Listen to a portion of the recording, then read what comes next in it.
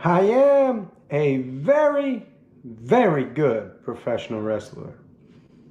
And this is a week in my life. I don't want to go grow old and look back and say, man, I should have did something different. We got work outside of wrestling. Most people don't know. What's his best time? Do you like having a daddy that's a wrestler? You're filming. Oh, hi guys. Dad, can we wrestle? Yeah, we can wrestle. I'm nervous wreck. I'm shaking a little bit. My hands are going. Such a proud dad over here. Yeah, look at this smile. Hey, love you. Took a back bump, a nice clean back bump. As soon as I hit, I felt the shooting pain in my hip. I need to know everything, who and the what and the where, I need everything. Trust me, I hear what you're saying, but act like it's new what you're telling me. I'm curious, George, I hop in the Porsche, it's 5 and a horse, I'm ready for war, I'm coming for throats, to turn to a ghost, I need to know everything. What's going on, TIW Mafia?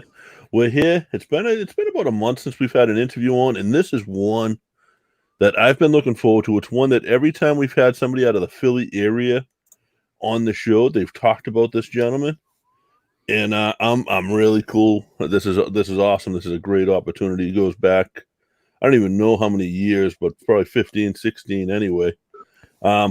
It's me. Josh is here with us, and we have a very good professional wrestler. You guys got me blushing already over here. This is so. Can you just do the names? Like JP, will you just run through the names? And the Moscow bovine is almost one of my favorites. I mean, that takes me back. Moscow, the communist bovine. Let's see, we got Ultimo Breakfast, Dasher Hatfield, Creator Wrestler. And most people don't know, before I was any of that, me and my cousin were a tag team out of like the Allentown area called the Hayes Brothers, Hayes. Sean and Blake, the Hayes Brothers. So that's like my greenest of green right there before I landed a spotted Chikara on that roster. But so there's even like secret ones people don't know about. That Ultimo Breakfast was my favorite because you had like your gear made to look like strips of bacon and eggs were like hanging off of it. That was and you changed that gear a few times. Yeah, well, that was actually, I gotta give Daisy Hayes all that credit. I had the first gear I had was like a black singlet with some black pants, and my mom did an all right job of sewing like a bacon and eggs on it. But when Daisy saw it, she was making gear at that time, and she was just like, I've got so many ideas. She's like, will you pay me to make you gear? And I just let her run with it. Nice. And her gear was, like you said, it was amazing. It was like a little Spartan belt that had every single type of breakfast food all over it. And then it had it even had like Simpsons donuts on it. I still have it. I can't believe that Daisy Hayes again makes an appearance. Like that name, when we talk like the greats of the greats, and JP and I talk about it all the time. Daisy Hayes was one of the individuals that we interviewed at the same time. We were interviewing Natty Neidhart when she was up in Calgary. So huge shout out to Daisy Hayes, man. Thanks for the respect to her. I'd love to talk to her again. It's been almost 15 years. So like, that's just one of those names that for me, and you said it, Chikara, and JP, we don't want to keep Dasher, a very good professional wrestler, Ultimo Breakfast, everybody's favorite creator wrestler, although, do you want to tell that story that you told us before we started? Because we have to get the Easter egg in. Do you want to tell it real quick? Oh yeah, you got it. So he had brought up that he used to do ring crews when we wrestled in Boston, and he'd seen Creator Wrestler there and Ultimo Breakfast there. And my favorite memory of those shows was, actually, I got to fast forward a little bit. I was wrestling for Beyond when Anthony Green was a referee there, and we had spent the night at his house. True story, I spent the night in his car bed at the time. He had one of those little race car beds. So as I'm in this bed, he goes, "Hey man, I got to tell you something." And I'm like, "What's up?" And he goes, "When you wrestled Vin Gerard in Boston," he goes, "I was in the front row." And he goes, "I was the biggest Creator Wrestler fan." And anybody who followed Creator Wrestler didn't really have fans. Like the first run of that gimmick did not get over at all. But I guess I had one, and it was Anthony Green. And if you go back and watch that show from probably 2007-ish, Anthony Green sitting in the front row with a big Creator Wrestler sign. He's probably all of like 15 years old. I can tell you, he was 13 or 14 at that point. That's crazy. And I guarantee you, he can tell you whether you won or lost that match. Creator Wrestler never won. Yeah, so I know. I was going to say other than that, but that kid's memory just is like that. He remembers Yeah. everything that he sees. It's That's incredible. But no, So much. Can we, JP, like just so much, a very good professional wrestler, so much respect to you and the torch that you've taken and decided to bear with Chikara gone. Man, you and Anthony, we won't talk about the stuff that he had. I don't think we can really, that he had in the works before he took off and got signed. And I think that's where it took off for JP and I, because when Chikara went away, like this is 15 years invested, like storylines, people, everybody. And it was like our home. It was a safe place for us. Like it was a really, really safe place for us. I would road trip once a year for we would pick a day, one of the nights at King of Trios, depending on who was there and who was going to be on that night. We would road trip from Boston to Philly for that. So just huge respect to you, like the Camp Leapfrog stuff, Sam, Ref Kev, like just everybody that's doing what they're doing. I mean, I can only speak for myself, and Camp Leapfrog, I won't take any credit for that. Like, I don't run it. I'm not in charge of it.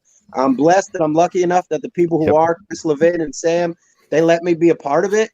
I've been around a lot longer than a lot of those kids, so I do have like like I'm looked up to in that locker room. I'm a guy they ask for advice, and I'm happy I can set an example for everybody there. But I don't want to take any credit for their success. Those guys are busting their tails. I deserve all the credit for that. No. But more than anything, if I show those kids anything, it's don't quit, man. It's believe in yourself. Like you talked about that safe little world we had, and as much as I loved it and appreciated it, like I got too comfortable in that safe little world, and it's my fault for not venturing out further than that world because I was so comfortable there.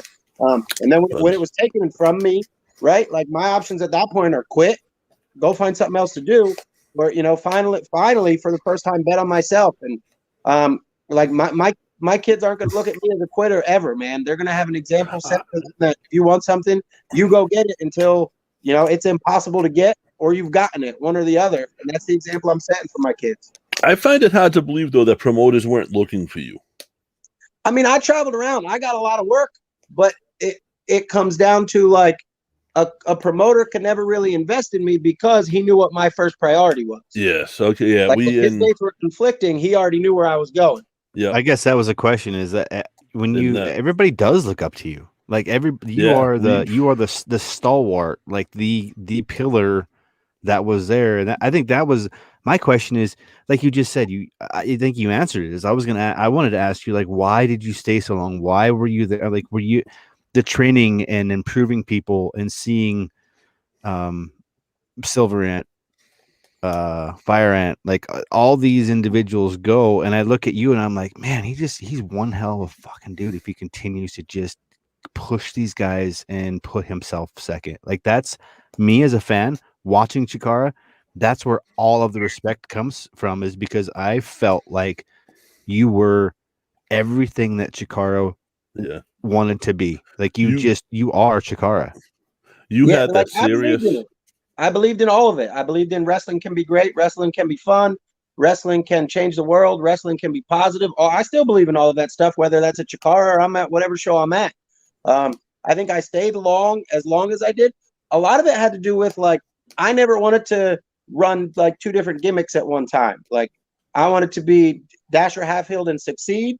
Or really, I started with Quack kind of like pushing the buttons on losing my mask probably around 2014, 15.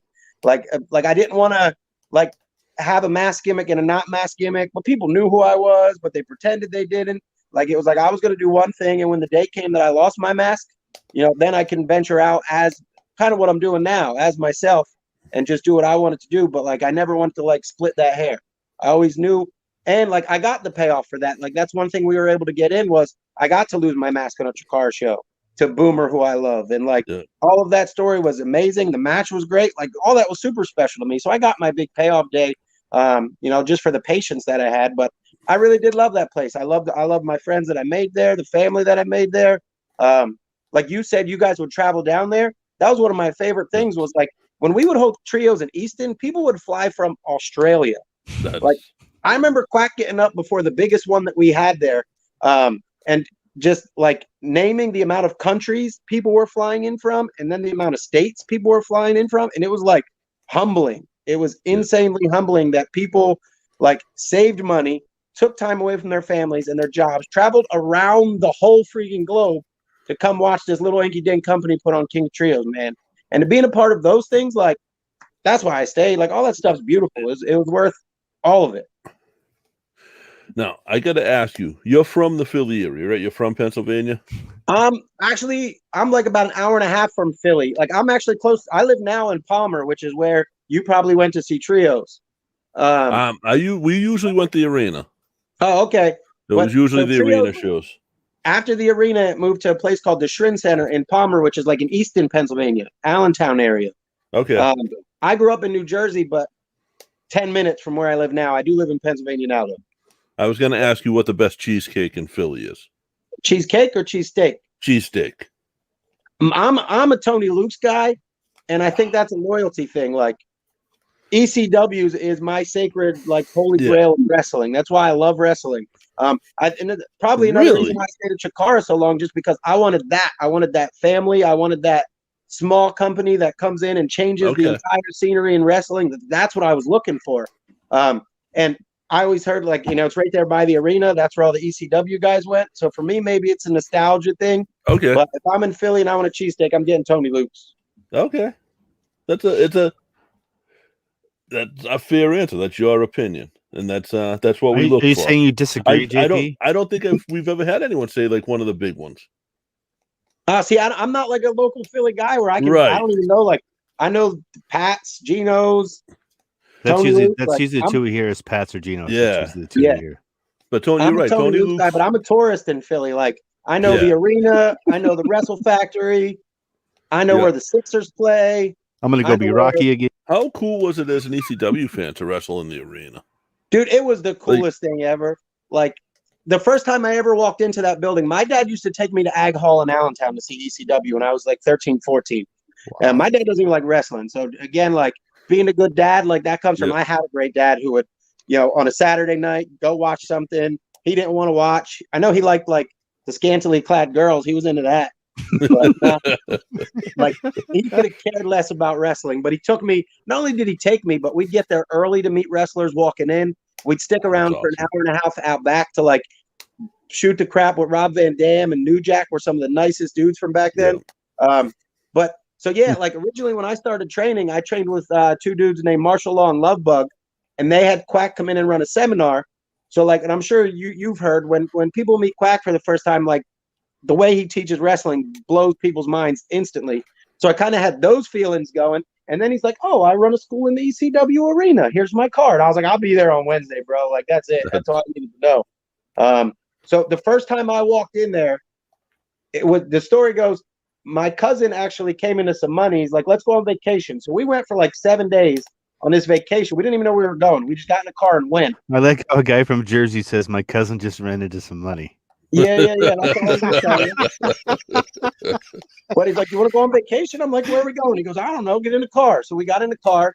We ended up going all the way down the East Coast and back for a couple days. But I'm like, yo, I got to be back by Monday because I got to go to this training on Tuesdays, my first day. So my cousin being the way he is, we got back Tuesday. So I literally, after like driving from Florida home, got in my house, grabbed my wrestling gear, got in my car, drove right back to Philly, which I just drove through, showed up at training. And the first time we were at training, it was me, Quack, Claudio, and I forget the dude's name, but there was some dude up from Mexico. So I'm walking into the arena for the first time. So I'm like already feeling those feels. Then I get in there and these guys are calling the whole training in Spanish because they all speak Spanish and I don't. And Lucha does everything kind of backwards. Like everything we do with like to the left, they do. So like now I'm doing everything backwards. And like, I mean, my head was just spinning. But that was my first time ever in the ECW arena, man. And it was a memorable one. I just love that building. Like, to be a part of some of the shows that we had in that building, to make history in that building, like, still probably up there with like the top 2 things I've done in my career. The year of WrestleMania 25, Like the week before, took the ride up, took the ride down there. In WrestleMania 25, I went to Houston, and that was Taker versus Shawn. Great Okay. match. Greatest match I've ever seen live. But number 2 I saw the week before, and that was El Generico versus the 1-2-3 Kid. Oh yeah. That match, I don't know if you were there for that one. I don't know. Yes, I was.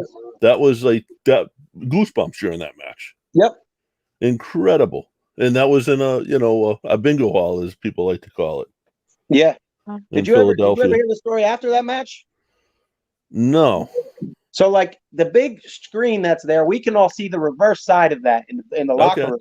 So we all watched the match, and it was amazing. We had all the same feels you did, right? Watching the 1-2-3 Kid and Generico, and we're all in the back afterwards. And they come in the back, and the 1-2-3 Kid goes back into his room, or his like the locker room he had, and then he comes back out and he slams a piece of paper up on the wall, like taped it up there. And it was just like the most beautiful note, had us all in tears, just like how much he appreciated the weekend, how he felt about the Chikara locker room at that time, and just like what that match meant to him. And we're all just sitting there like reading it and like, I don't know, just super humble, like amazed that that's how a huge star like him felt about what we built. And then that we allowed him to come be a part of it. Yeah. Imagine you guys let him in. Right. That's but it was just that whole atmosphere of that like weekend. I was like, I'm gonna be a fan because next week I'm gonna be a fan. Yeah. And it's like, like I was never in the business. I set up rings. That's all I did. But it's hard once you're around that to really like let yourself go. Yep. And you had no choice. You had no choice but to be a fan. Well, that's how I still judge a good match. If you can get me back switched over to fan mode, that's a great match. Yeah, I only get to consume pro wrestling because I'm in Montana through this. So it's 2-dimensional. So I'm at that point now where I can almost understand where a match is going and how it's getting there. Just really from watching Chikara for so long and seeing a lot of those influences in the guys that are there now. And I kind of want to switch gears because you mentioned and had sent out tweets about Beyond, and that's where a lot of this goes to, because there was the brotherhood and the sisterhood and the everything between Chikara and Beyond, and now it's more I think Beyond with Matt Tremont and H2O, and they're figuring their thing out. Do the signature series like Dickinson, Yuta, Tony Deppen, all these guys, like how just for a moment, I guess this is the question, is how do you tell people, like, after coming out of COVID and everybody's talking like, oh, there's not, like, it's going to take a while for talent to get there. Like, the talent's here. You're that talent. These guys are that talent, right? That's where we're at. Deppen and Yuta, I mean, Dickinson's always been really good. Deppen and Yuta right now are on a different planet. Like, those guys, like, I was lucky enough to be there when they filmed that, and just watching those matches, and especially Yuta, who I've known since he was started, and to see how good he is right now, the great shape he's in. These are the guys who took quarantine as a challenge. Like, some people use it as an excuse, and people like me took it as a challenge. Like, no joke, like, the day we went into quarantine, I became a runner. I'm still, I was never a runner. I'm a runner now because it was the only option I had. How'd you steal so many bases? Yeah, I mean, dude, I'm the slowest skinny dude you ever met in your life. So slow. I played baseball my entire life. That part's true. And I could steal some bases, but it was more intelligence and timing, not my speed by any means. But you can see Yuta didn't waste a day of that quarantine. Like, not one day. I don't know if he was getting in rings somehow. He's in great shape. Deppen, the same thing. They're so good, and they're wrestling at such a high level right now. Super enjoyed. Not only did I enjoy watching it, but I was like, damn, I got to step my game up. Because look how good these guys got. Like, I know I got better, but look how good they got. So now it's just, it's another bar for me to go after. No. How did it feel for you before COVID? Like, you had one character that was just so iconic that people knew, whether you were like Chikara fans or not, you've heard of it. If you were an indie wrestling fan, how does that feel? That felt great. Like, it felt like I did my job. I did what I was supposed to do. I don't know. Other than go back to that word humbling again. Like, for people to send me some of the messages I've received, or for people to come up to me at shows and say, you remember that time you did this? This is what it meant to me. Like all that stuff was great. But for me, after a while though, it did like once I reached a certain level, like I felt like I wasn't challenged anymore to gain a crowd's approval, to gain that respect from the crowd. And I was able to kind of put it in cruise control, and I didn't like that. So that's when I started with Mike, like, hey, I need to change. I want to do something different. Like this, I'm getting complacent and this is becoming easy.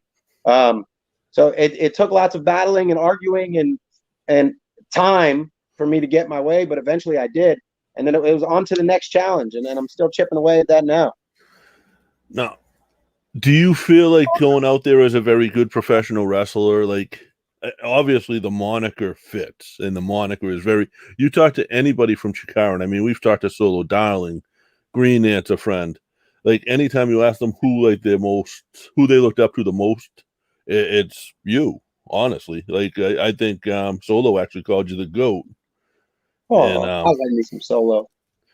So like how does she did call you the GOAT. It was knowing official. that she like, called you the GOAT, and I think she also said she had a crush on you. I think that was the yes. I think that was the two main points we got out of that. So she's the most. If I wasn't a married and committed married man, I'd make my move. Yeah, and that's it. I can't think of people don't understand her education and intelligence. So JP, right. Sorry, bad. I had to throw that in there.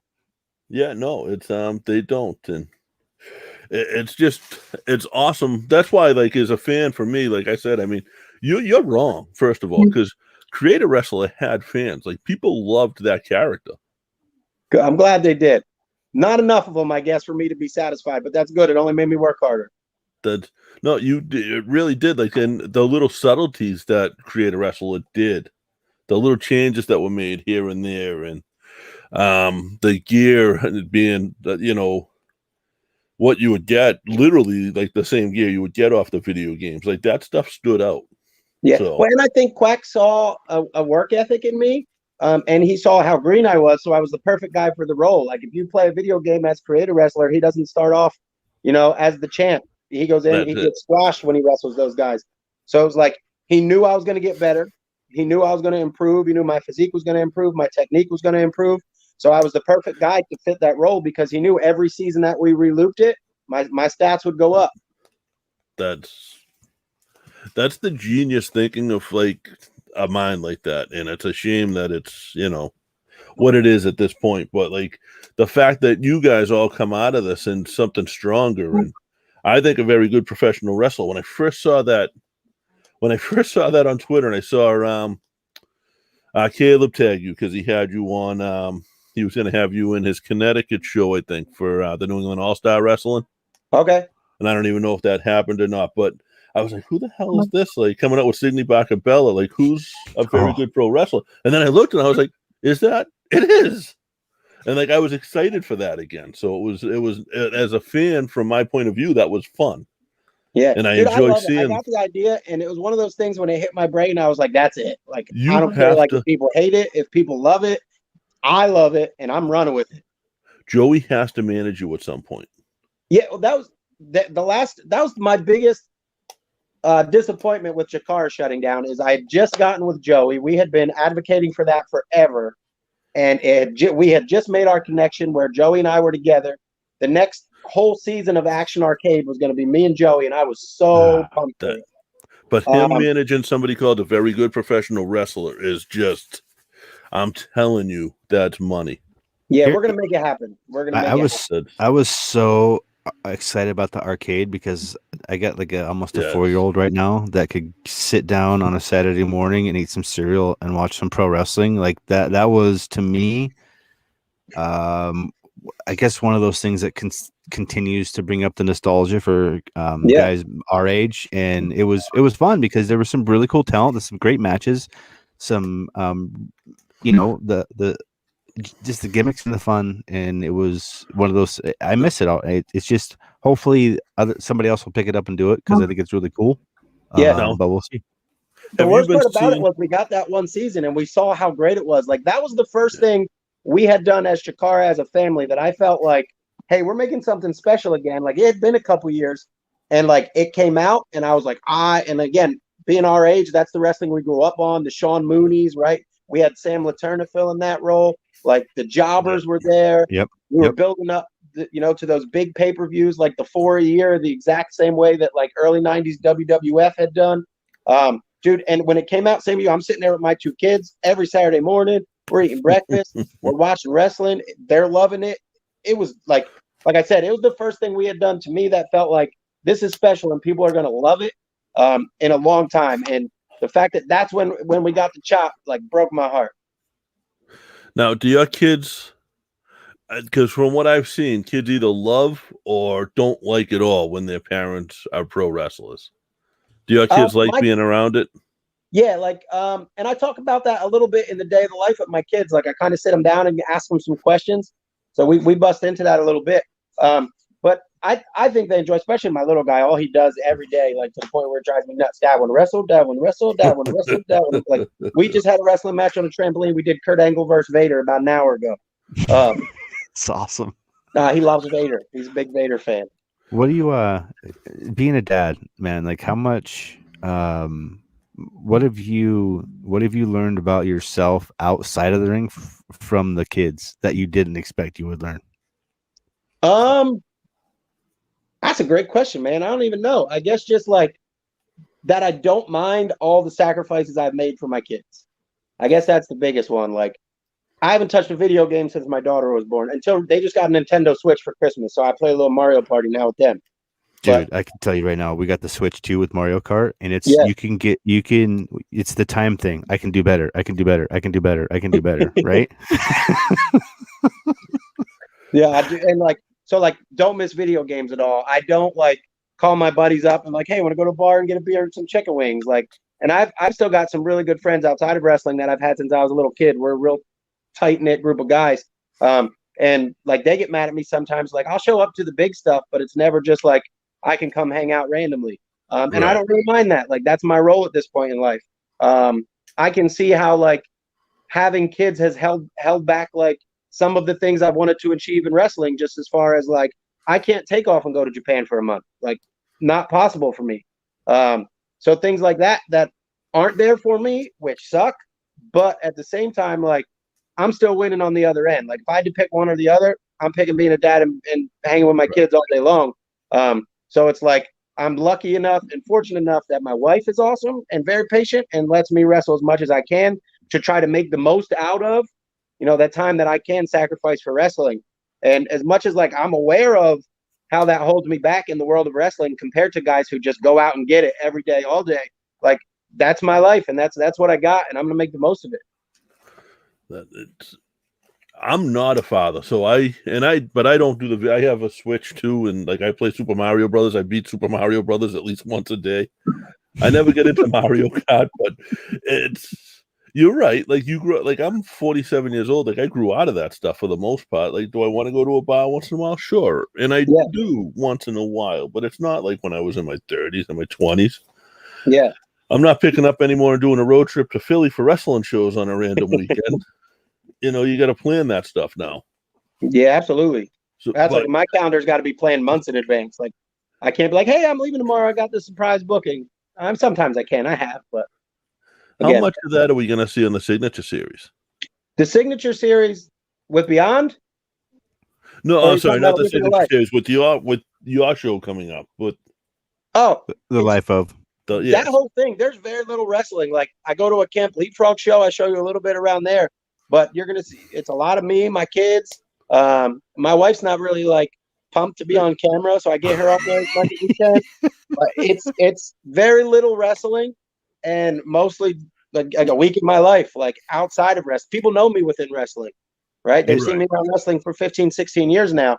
So it's, especially being a Chikara guy, like, we keep identities and real life as hidden as possible. So it's my life. It's gym routines. It's work outside of wrestling. It's my kids. It's my wife and my family.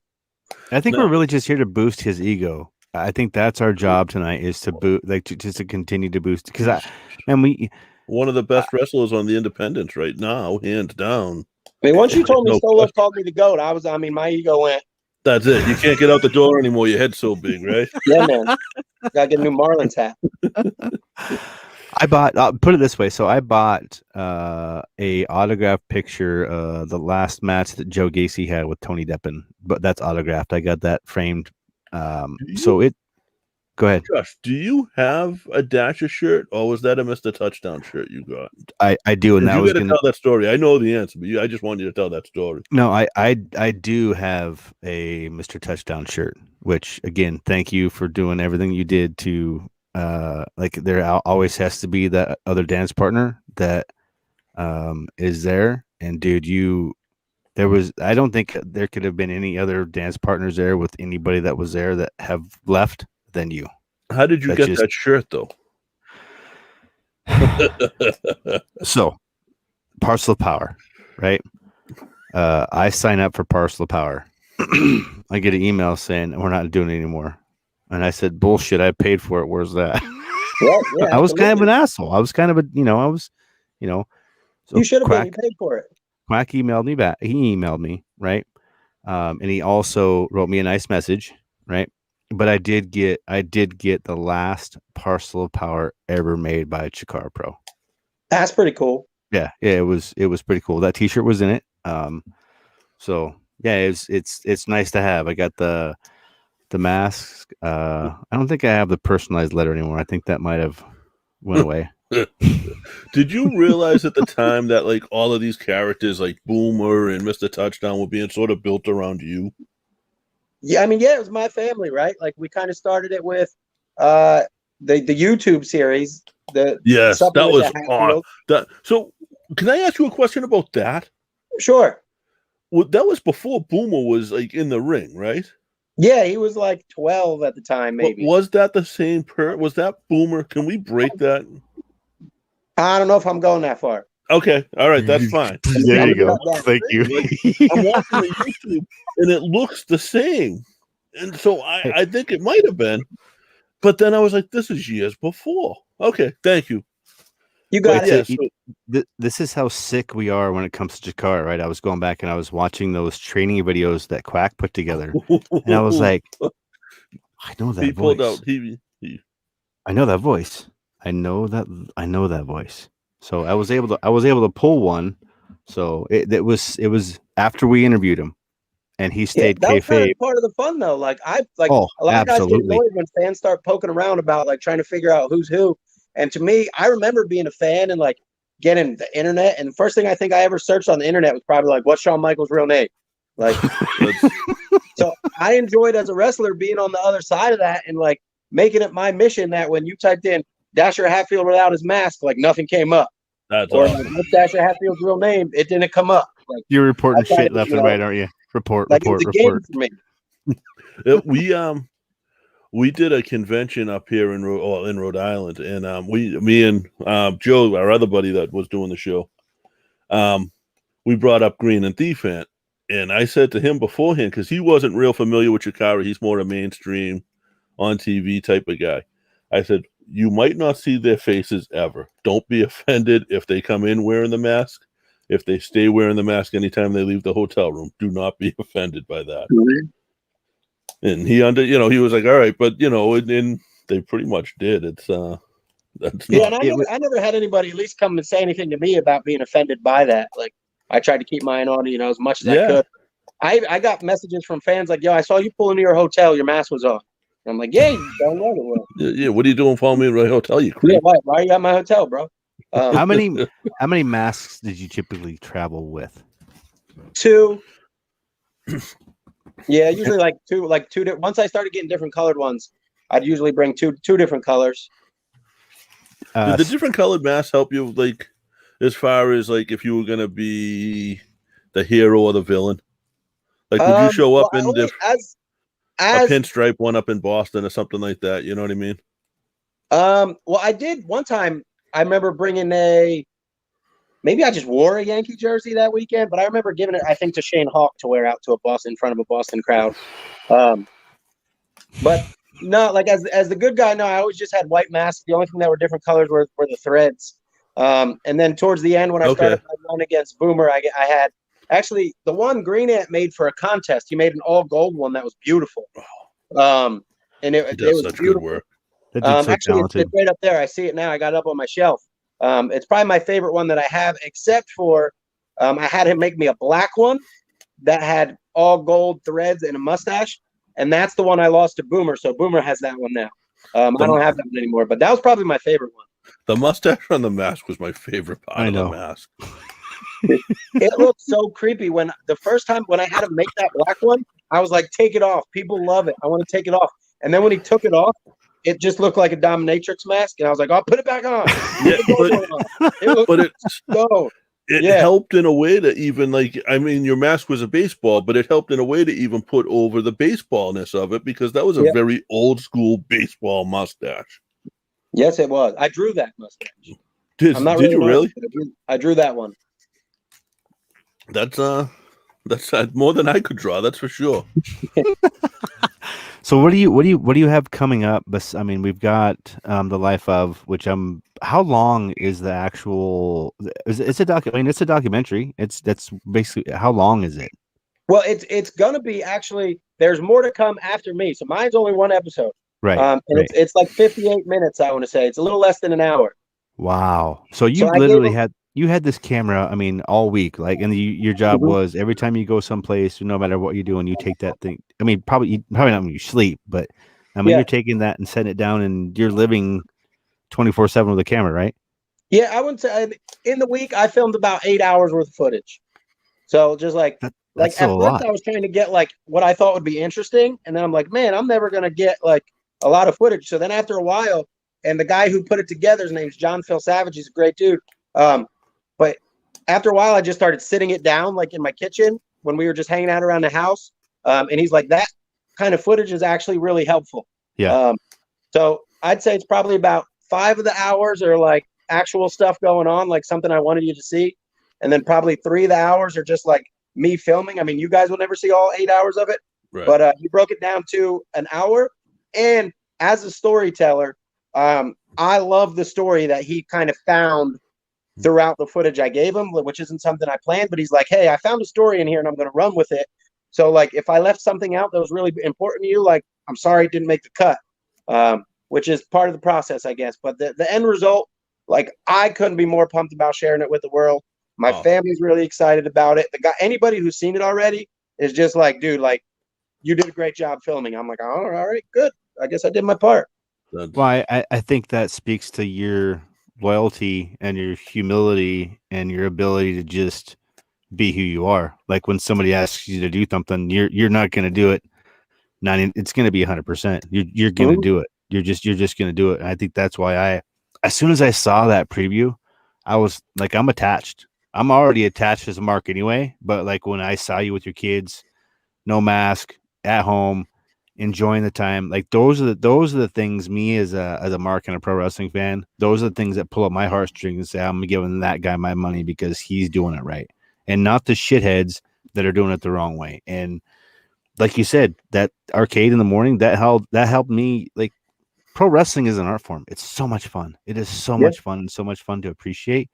And I don't know, it makes so much more sense when he found that story, man. I think it's going to be really cool to watch.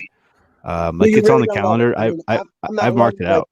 To toot my own horn or whatever, but I give actually John Phil Savage all the credit for the way he pieced it together. But it's super enjoyable. I think you're really going to love it. Now, what do you have? I know New Jersey has kind of had some bookings, had some shows throughout the pandemic. Have you been working at all? Yeah, I've been actually. I'm quarantined right now. In this last week and a half, my wife, both of my kids got tested positive for COVID. So luckily my wife was the only one who had symptoms. Not lucky that she had them, but lucky that my kids, neither of my kids did. They were running around usual selves. My daughter got off quarantine today. My wife gets off tomorrow. My kid gets off in another day or two after them. And then me, the one who didn't get COVID, I've got to quarantine another week after that. So I'm on the books until April 2nd. I'm off my quarantine.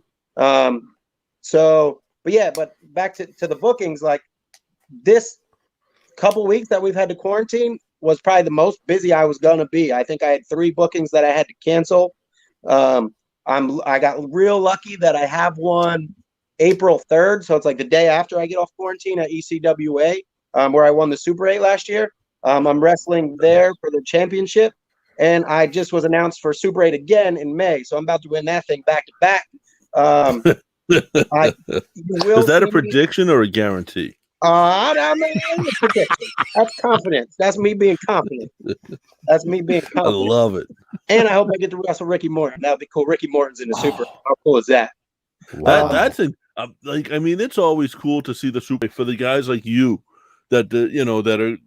I know you've been around forever, but I'm going to say up and coming because like you're just undiscovered, and that's all it is. Yeah, and that's what the Super 8 is. With clean slate, winning the Super 8 last year, dude, meant the most to me. And like, I don't think I walked in that building that day supposed to win the Super 8. I think my first two matches eventually changed a little bit of the idea in the promoter's head. And all of a sudden, he was like, "Hey, main event, you're over." I'm like, "Okay, sounds good to me." But you'll see me on Beyond Signature Series coming up. That was one of the dates I just missed. I was supposed to be there April 1st, but I'm really looking forward to working there. I feel like that might be where you see me and Bacabella get together and do our thing and make magic. It's going to be amazing. Hopefully, if all of that happens, let's see what else. I just got booked the other day. They didn't announce it yet. I hope I'm not jumping the gun a little bit on the next Sean Henderson weekends he's doing. Okay. So I'm busy, and I know when Black Label Pro comes back, like Mikey's the greatest. He's got me on all his shows for the foreseeable future. So I'm going to be busy. I need the world to open back up so I can get busier. Yes. We have our first show in Mass coming up. The first like real show with the fans coming up in the next couple of weeks, which is really cool. And a good sign of things. Are they back in White Eagle? No, it's not. Beyond's coming back to White Eagle at some point. This was APW that they run out in Newburyport, out in Cena Country. And they've got a show coming up. It is. It's his hometown, and it's the one place. It's the one place in Boston and Mass that doesn't book his father.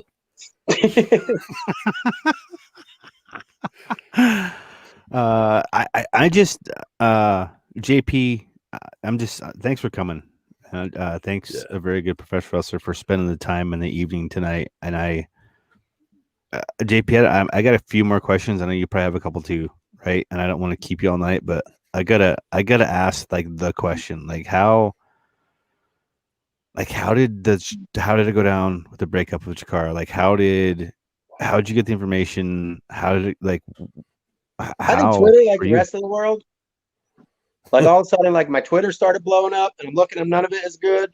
And then I remember laying on my couch, like I didn't want to keep my wife up looking at my phone all night, but like laying on my couch till like 1 a.m., 2 a.m., just kept getting worse, kept getting worse. Yeah. And to me, I'm not a pessimistic person. I try to be as optimistic as possible.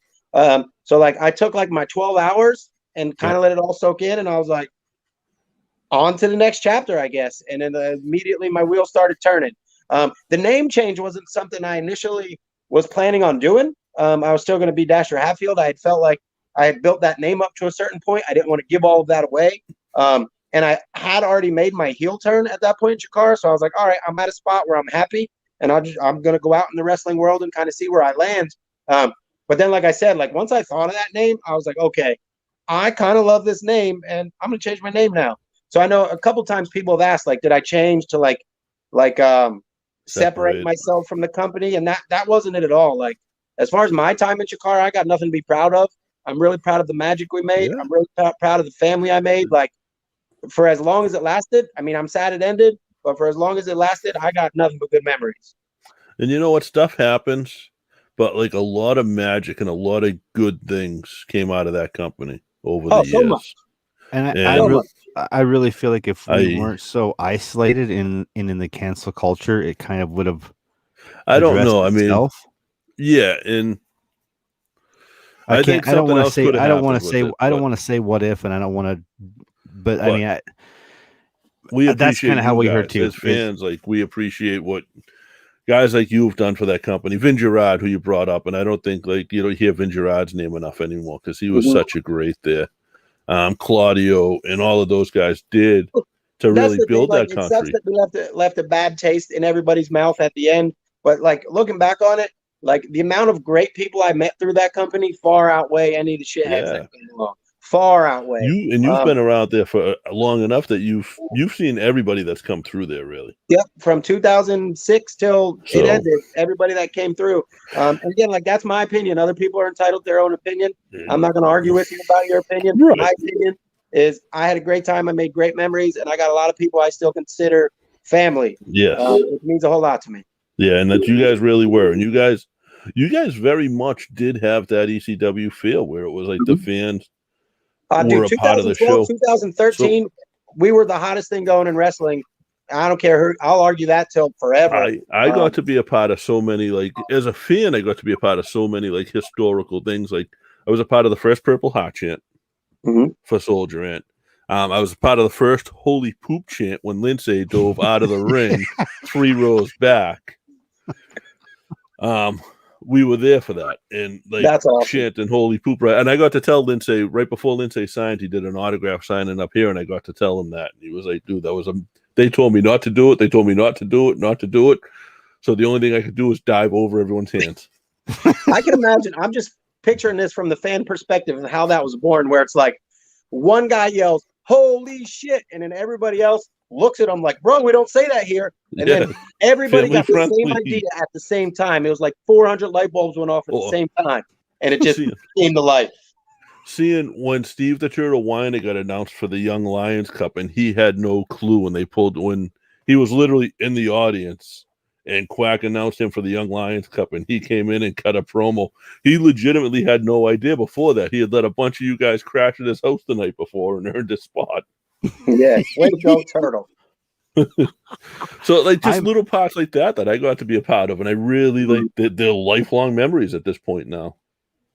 So thank you for that. For as a fan, you're welcome, man. Thank you for doing your job. Like without you guys, expressing of what we meant to you at that time, like we would never know. But thank you for being a part of it and playing along. Like the fun part about Chikara was the fans did not come to shit on wrestling. They came to be a part and have fun. You're talking too fast. Can you slow down? Oh yeah. I just that was fans. That was one of my favorite spots in Chikara. Yeah. Slow down. Because of the fans. The fans made that spot too. Yeah. Because they started chanting in slow. If you guys haven't seen that, look that up. If you like silly, it's a haha spot. It's funny wrestling. I think it was Colin Delaney when he was tagging up with You're getting old, JP. Jimmy Olsen. Yes. It was Colin Delaney and it was Colin Olsen and Jimmy Olsen, the Olsen brothers. And they did a spot where they did it in slow motion, and the fans started chanting and clapping in slow motion right along with them. God. It was magical, man. And to me, it was probably the most influential part of me doing what we do now, because it gave me the ability to see an artistic freedom that was bigger than what was on TV. And when we started doing this like 15 years ago, we never thought that first AG would be where he's at. Right? Love AG. Chikara where it's at. And then for them to have like a stalwart in you to help guide over a decade of people there, man. Like it's hard for me to express, because this is always going to be, it's until I get to travel and we get to do and see this stuff. It's so the orchestra that you guys put together regularly with the ingenuity and the fun is why the Holy Poop stuff was able to happen, is because everybody was on the same page, feeling the same energy, doing the same thing. And you said about an ECW feel, I think you did get it. It just was too early for something like this. Chikara had to happen for you guys to go. Chikara had to happen. My wrestling goal list, if you talk to me, 21-year-old me just taking a bump for the first time, and I made a wrestling goal list, like find that feel would have been the biggest box. And I'm gonna quit wrestling one day with that box checked off. Like, that's no longer something I need to achieve. Like that was find that brotherhood, find that family, build this thing as a team. now that I've checked that, I can be all me.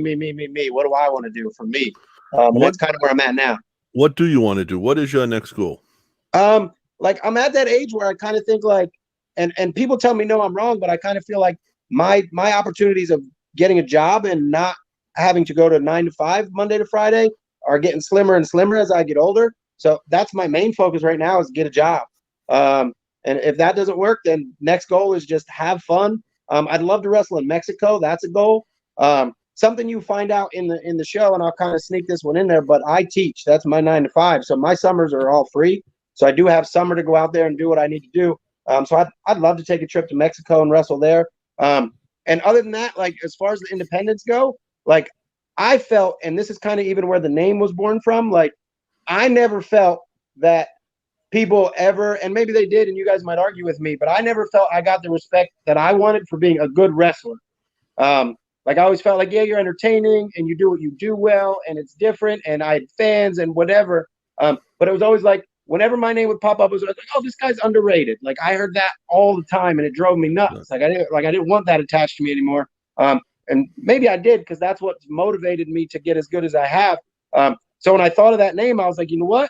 If nobody else is going to go call me a very good pro wrestler, I'm going to call myself that. And the funny thing is, ever since I've done that, like people are like, you're a very good pro wrestler. I'm like, oh, no shit. Like that's my name. But just changing my name, like I've stopped hearing underrated and I've heard like, oh, you're just a very good pro wrestler. I'm like, okay. But that's my goal now. Like I felt like I never got those matches against whoever the best wrestlers available were outside of Chikara. Like Quack gave me those matches. I wrestled Generico. I wrestled Brody. I wrestled Keith Lee. I wrestled Ciampa. But like that was all in that bubble. Like, but I can tell you why. Oh, go ahead. Because you made the guys in Chikara look better by wrestling you. So you didn't need that rub. You were given the rub. Yeah. That's what it was. And I felt like I worked my way up to earn those matches, but I still felt like when I got bookings elsewhere, like it was always like, I can think of like one match I got against Tyson Dukes that I really loved. But other than that, it was like I got booked to come wrestle like the comedy guy, which was great and fun, and I had a blast. But eventually that got old, and the new challenge was I wanted those main event matches. I wanted to wrestle the Gulags. You know what I mean? Okay. Those types of guys. And I did eventually wrestle Drew, but again, in that Chikara bubble. So if I've a goal on the independents right now, is I want to wrestle all the best dudes on the independents right now. You were mentioning Dickinson, who I wrestled, but in the Chikara bubble. You mentioned Deppin, who you Matt Mikowski's a guy I want to wrestle right now. Yuta, I want to wrestle right now. Garcia, I want to wrestle right now. There's tons of dudes. There's so much talent on the indies, but I want to wrestle all of them, all the best ones. That's my goal. Wrestle all of them. I hope Beyond is listening right now. I hope Limitless is listening right now. I hope all of those companies are listening to this, because you just named like 4 or 5 great matches that would main event any show anywhere in the U.S. And you're getting everything I got. My pedal's down, man. There's no holding back. So I'm gonna give you everything I got right now, because I feel like my time's ticking as far as earning that job, and so I gotta give the rest of the world what I got, and I got to do it now. I think I'm ready for him to go to just take the prize out. I think Alec Price needs to be taken out a little bit. Have you seen Alec Price? No. He does. He's done a lot at Limitless. He's a Boston kid. Okay. Did Anthony Green just tweet about him the other day? Probably. Oh God. I think I looked. I saw a clip. I do know what you're talking about now. I watched a real quick clip. Good. Yeah. All right. Let's go. I've had a little talk with Limitless as of late, so maybe that's happening. We'll see. Yeah, I know a few of you guys have made that trip up there, and that's a hike for you guys. Yeah, from what I heard, there's like a 6-hour venue and a 9-hour venue, but that's nothing. That's not too bad. That's an overnight. And I'll have to look back, but I think a couple years ago, and even before COVID, like Randy they were getting ready to run a 5,000 seat arena. Oh wow! Yeah, he had something big planned, and then COVID happened, and their shows look like tons of fun. I've watched a couple of their shows. The crowd's hot. The crowd's into everything they do. The wrestlers are giving 110%. They're going nuts. So I'm a big fan of the product that they're making. I can't wait for you to be a part of that product, is what I'm saying. Let's go. It's already a fun. Yeah, that's. Now, do you have companies like that you want to get to, or is it just everywhere and anywhere right now? My big thing right now is the opponents. Like, it's kind of the first question. Okay. If I get a DM from a company I never heard of, like, hey, do you want to come in? What's your price? Blah, blah, blah. Like, I started with, who do you want me to wrestle? So that's going to change my price. That's going to change if I want to go. I was just gonna say, how many prices do you have? Right. Because And it depends on how bad I would be there.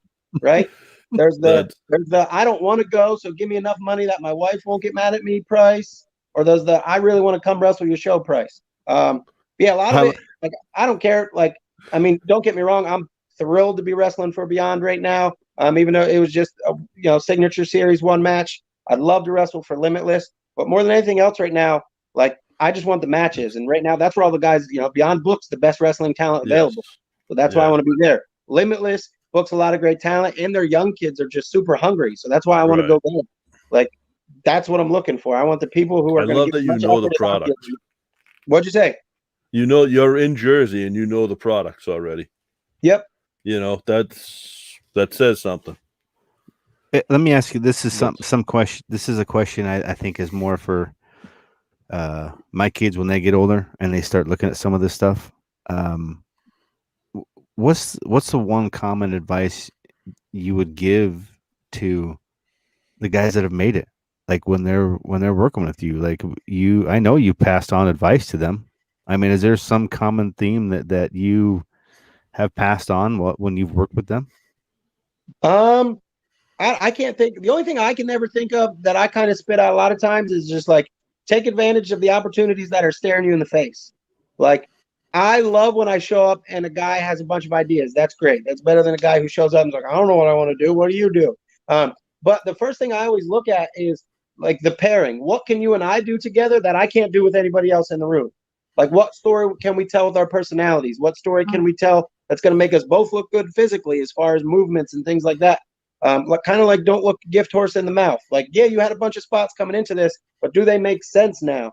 But more than anything else, like, this is a unique pairing, right? If I was wrestling you today, this is the only time that's ever happened, or maybe it has happened more times, but nobody else in the building can do what we do. So let's figure out what we can do best together and then give people that. Like, my biggest pet peeve, I guess, would be then, like, I love when guys show up, but then, like, if a guy comes with his ideas and it's like, that doesn't really fit, or we can't even physically do that, and yet they can't get themselves away from that idea. That drives me nuts, because it's supposed to be, hey, let's show up and figure out the best things we can do and not just what we want to do. Tell a story that makes sense and makes people forget they're watching what they're watching, right? You got it. What do you do? And this will be probably my last question. You're a teacher. That you've told us that for your 9 to 5. What do you do now where you're not wearing the mask if one of the kids finds out? Like, I try to. I don't know. It's kind of a new world for me. But more than anything else, like, I still don't do anything I'm ashamed of. Okay. Like I think I let 2 curses slip in this whole thing, and I try to not curse at all ever. That's super rare. I mean, that's something I'm going to get in a lot of trouble for? Probably not.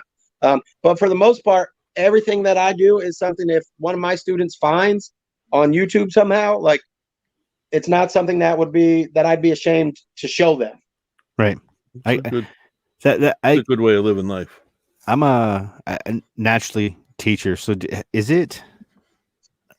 I think that's the answer. I think I've already answered my own question. The reason you did what you did and you stayed where you stayed and committed to what you committed for is because you're a teacher at heart. Like that, you get your success out of seeing other people succeed. And I'm excuse my French, but I'm just super excited to see you go places, man. This is, I don't know, it's personal for me. I think it's personal. I think it's personal because I want to see you. I want to see you on Wednesday nights at least. Somewhere at some point. Like, I want to see that happen. Maybe it goes to Tuesdays.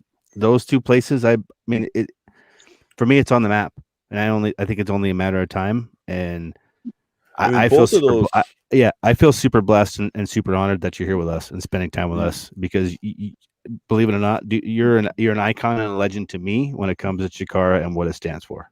Dude, I've enjoyed every second of this, because just the way you make me feel. Hearing those things, this ain't another podcast, another day for you. And, it might have started that way for me, but it's changed big time. Just hearing you say these things, super humbling, man. And I'm hoping, maybe after watching The Day in the Life, like, I strike a lot of those chords with a lot of new people, and maybe it gets me that job I'm seeking. I just But I appreciate I've you been big waiting. time. Like I've used that word humbled a lot, and you I don't know. Like I said, it You got me just blushing again. no, you just you played the gimmick right. You didn't let anybody in. You didn't let anybody around. Nobody could get. You were Dasher isn't an enigma, man. He is. That's just for me. That's what it is, and it always will be. And there's And only we were taught that though too. Some guys didn't learn it; they didn't listen. But we were taught that too. Like I as a grown up a wrestling fan, like I still am in awe of guys I couldn't get around, guys I couldn't get an autograph, I couldn't talk to them next to the car, and so all of that resonated with me. Like if I want to be larger than life, I can't be easily accessible, or I can't come off as an everyday average Joe. I've got to keep that enigma as best I can. Mantis is the king of that. Is that right? Mantis Black. is the king. black. You can't be seen. Yeah, I mean, it And he never spoke either, so you can never really figure him out. That's a problem. Mantis, always. I think you hit on it it. took me years to get his phone number, and we would travel a lot together, which made it difficult. And then recently, he did like a Christmas tree reading for the Leapfrog Christmas.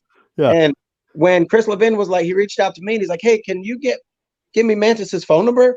I was like I had to text Mantis and be like, "Hey, Can I? get a phone number to this kid for this reason?" Yeah. But like, get permission to give away his phone number to somebody who's in the know.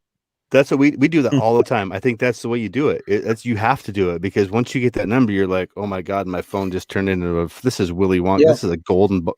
You can't know. It's secret, right? Yeah. A very good professional wrestler, man. I appreciate the time. We've taken an hour out of your night tonight. We don't want to keep you any longer. Again, we're going to end it, but I want you to stay with us here for a minute. But again, thanks, man. Thanks you for all the memories, the dedication, and your sacrifice to pro wrestling and sports entertainment for what we get to enjoy now for some of those guys on Tuesdays and Wednesdays, Mondays, Fridays, and pay-per-views. And I just can't wait for it to be your turn. I appreciate you, man. I'm going to keep grinding, so we're going to make some more memories. I know your Twitter is at a very good pro res. Is that Very right? good pro rest. That's all the letters I can fit. Okay. What about is there other social media right now for you, or is that I have an Instagram too. That's about as much as I got. I got okay? I got a T-shirt, but I don't even have that for sale on the internet. You can tell how concerned I am with that nowadays. But it's a cool T-shirt. If you slide in my DMs, I'll give you my PayPal. I'll send you a T-shirt. Kind of works that way. There Awesome. you go. Other than that, more than anything, go watch A Life in a Very Good Professional Wrestler's Life. I messed up the title, goofed it up. Go watch it. That's all right. I did. Follow. Yeah, make sure to follow up IWTV on Twitter, Indie Wrestling. You can find, I believe, AG's code was Hulk Hogan. I think was his code for Beyond. I think Beyond is a code. Do you have a code for Beyond yet? No, but I got to get one because everybody, like in my real life outside of wrestling, I guess wrestling's real life too, but you know what I mean? They're all going to want to watch it. So I'm going to be like, Jerry, I need a code for all my friends and family because they don't want to watch IWTV ever again after this. Well, don't say that. Yeah. You got to say that there's a new fan. Never mind, Jerry. They're all going to fall in love with IWTV. Can I have a code, please? They're all going to be Beyond fans and come support you on a regular basis. There we go. If they didn't do it yet, they're not going to. Hey, man, again, I appreciate the time, and I can't wait till we do this again. Dude, I loved every second of it. Let's do it again soon.